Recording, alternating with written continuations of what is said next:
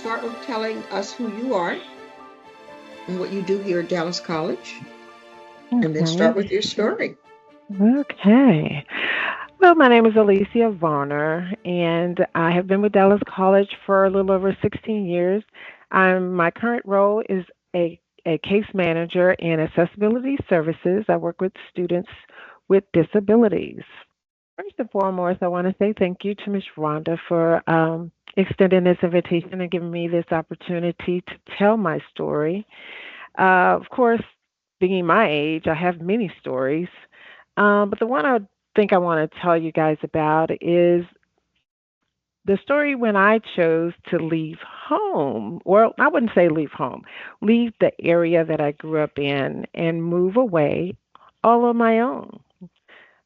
A scary thing, which a lot of people don't do. Because when you leave your support and your safety net, now you're all alone. So I moved to Dallas, Texas, over 30 years ago. Me and my baby, he was 2 years old. So I realized at that point when I made that move that, wow, it's just me and him. I had no idea where I was. I didn't know how to even get to my job, but that did not deter me. So what challenges did I have? Well, first and foremost, I realized I made that move and didn't have anywhere to take my baby. So I had to send him back home with his dad um, till I could find somewhere to put him. So I worked. I worked two jobs, um, and I did that, and I finally found a daycare. Unbeknownst to me, I had a cousin here, so she kind of helped me out a little bit. Not much, but she worked at a daycare, so I was able to put him in that daycare. I brought him back, and I just worked. Um, and then I found a young man that I met. Um, and then we got together and start dating. I had another baby with him. Um, and so, the challenge now was still yet here again, two kids. Yes, he was very supportive, but we didn't live together. We weren't married at the time. So anything that happened, he worked. He had a job where, he had to be at work because if he wasn't at work, he didn't make money. And I was okay with that. But that meant that everything that happened with the kids, it was all on me. So the moral of the story is be careful or think wisely of the choices that we make because when we go into the unknown, we don't know what we may be facing. And do we have the strength to tackle those challenges and not run from them? So, with that being said, along the way, I've made many different choices. I moved back to my hometown, which was Houston, for a couple of years. That didn't work out. I came back to Dallas. He and I got married. Um, And so while things were great, there were still challenges. He didn't have family. I didn't have family. I chose to go back to school. So there is another challenge because now I have a husband, I have dogs, I have kids, I have three jobs. So how do you manage all of that and still have time for yourself, right? Um, so I had to find a school that was compatible to what they call working adults. So I was what they call a non-traditional student. So I still work three jobs, took care of two kids, a husband, two dogs, the home. It was very challenging. I had, my father at the time became ill. So I was like, okay, God, there's another challenge. I was the first one in my family to go to school and pursue a degree. So I told God, if you allow my father to live to see me graduate, I will do this degree in 4 years. And if anybody know, going back to school at 37 years old, having two kids, three jobs, a husband and dogs, a house to take care of, that's almost impossible to do. But you have to have the will. You have to have the strength. Um, you have to have a support system. And I really didn't have the support system. The only support system I had was my husband, who supported my idea of going to school. Because in the meantime, I had, the naysayers. Why are you in school? What is that going to do for you? How is that going to help you? Things like that. But knowing that I had a spouse that was supportive of me and willing to help me with the kids were a little big enough to be at home but alone, but still it was a challenge because you need to be there for your kids. But my dad always told me, do what you need to do while your kids are little because they will need you more when they are bigger. So that did help me. So I did graduate. My father was able to see me graduate.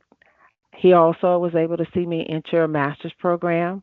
Unfortunately, he did not see me graduate from that master's program, but I finished 2 degrees with that same family and that same caseload in 7 years, again, which is almost impossible to do for most people. So, what does that mean? That means that when you set out to have these goals for yourself, you have to figure out, what is it going to take for me to accomplish this? Because there's always going to be bumps in the road. There's always going to be challenges. You're going to think that God is punishing you for something that you do. So, what keeps you going? And I always tell people it's like the little rat chasing the cheese. So, keep the cheese in front of you. What was your initial goal? Um, And quitting was never an option for me. I know some people, they put their goals on hold, but that was never an option for me. Um, and I was my only consistent cheerleader in all of that. And that meant that I had to find that consistent strength, the will, and the ability to continue everything that I had going on in my life with accomplishing my goals, even to the point of, okay, kids, let's study together. We ate together as a family. I did everything I could to continue my family forum at home, uh, and not miss any activities for my children. And like I said, when you don't have outside family, that's difficult to do, very difficult. Um, and so the whole thing of it is can you block out the negativity? Can you block out the challenges? Because even during my um, master's program, as I stated, my father passed. My best friend passed. They passed within 6 weeks of each other. I had major surgery. So it's like, how do you continue all of this and still continue what you're trying to do and accomplish? It wasn't easy, and it's never easy. But do you have the strength, the wherewithal um, to continue? Are you able to block out and fight the demons that are always out there? And demons don't come in stranger form, they're always from people that we know, the comfort zone that we grew up with. So that's the most difficult part is how do you challenge the people that you know? How do you get past those demons because those are demons that you love, you live with, you grew up with, you probably even birthed them in this universe, you married them. How do you get past those demons who are going against the grain for you in whatever it is you're trying to accomplish? Now, you may not be trying to accomplish a degree, you may be wanting to marry the person that you love. How do you handle, if that person is not the same ethnicity, the same race, the same religion? How do you challenge all of those and get past that naysayer, that demon that is you're facing? That's the most important thing in any challenges in your life. In trying to continue to grow, you're going to have to find, for one, you're going to be your biggest cheerleader and your biggest supporter. And a lot of times your support system comes from outside, not necessarily within. Your family may be, friends that you may meet. Okay. In the absence of time, you've summarized the challenges and whatnot. and just bring it home with what do you suggest? What do you want people to take away from this, from your Okay. story? Well, like I said, what I want you to take away from basically is how do you handle the demons? How do you handle the challenges? What can you put in place going into your goals, your aspirations in life to make sure that you're able to handle the demons that's going to come with your life path and the Okay. challenges that you're going to face? How can you do that? Okay. Are you strong enough within yourself to do what you need to do? The tenacity. That's what I'm getting mostly from this. The Yes, tenacity. And don't yes. give up. The But I will, get the it. grit. Yes. And like you said, quitting is never an option. I No, get it. right. 100. Yes, I had it Mm-hmm. posted on my cadenza at work and at home. Mm-hmm. Quitting was never an option. Actually, I think it's even on my signature at work. Quitting is not Wonderful. an option. So you have to find out what your grit, your will is, what your fight is, and can you Okay. withstand the demons? And quickly, did you take this from your parents? Did you get any of this tenacity from stories from them? Well, I wouldn't necessarily say stories, but I would definitely say advice. Like I said, my dad used to always tell Mm-hmm. me, you can never depend on other people because you can't always depend on yourself. So, my takeaway on that was that I had to always make sure that whatever it was that I was doing, that I could handle it, that I could take care of it. Mm-hmm. And if I got help along the way, great, but don't Mm-hmm. depend on it. You know, even when it came like to childcare, when I divorced my first husband, he said, don't depend on child support. Make sure you can take care of your home. Always pay all your Mm-hmm. bills, get food, get gas. You know, if you can't do anything else, you can go to work, you got a place to stay, and you can eat. He said, but if you get child support, great, it's extra. He said, but never depend on it. So that's something that I have Okay. taken away from him to say that I have never depended on anyone. If I get help, great. If I don't, I know that what I have to do for me. I know what I have to do for my family. Was it easy? Is it easy? No. Um, but also within that, um, he was a person that didn't allow chaos in his home. So I learned to protect my peace because mental healthiness is so important because it prevents mental illness. And a lot of people don't understand there is a difference between mental illness and mental healthiness. So the thing of it is you want to try to have as much peace as you can. You want to know that what you're striving for that you can do, you can get through, you can get past. And that's the grit and tenacity that I have definitely comes from my father. He worked, he had businesses, he took care of the family. He had a wife that he got, well, she already had 4 kids.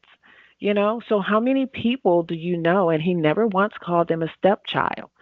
So how many people do you know that take on a person that has that many kids, love them, create a whole new family, support them, do everything you can to make sure that everybody, not just one, have everything that they need and have, a harmonious home. And so with that being said, the grit, the tenacity, the wherewithal, the strength came from my father. Um, because that was what he instilled in me all the time. It was all girls, so he taught us to be very self-sufficient. Um, Sometimes I say he taught me to be a little too strong because I want to be a girl sometimes and cry, and it's just like he used to tell me, "Do what you're crying for. That's not going to solve anything." So of course, when I had children, I was like, "What are you crying for?" But I did have to let my kids cry because I realized that that's a way of expressing your emotions. So sometimes also things that we learn may not always be good either. He was an excellent man, but not being able to express emotions for some is not good, and it becomes mentally unhealthy. And another thing that I had to learn is that strength is not always good. And what that means is you should be able to express yourself, not necessarily throwing chairs or hitting anyone, but if you're upset and you want to cry, cry. If you need to express yourself, express yourself. But don't offend anyone in doing so.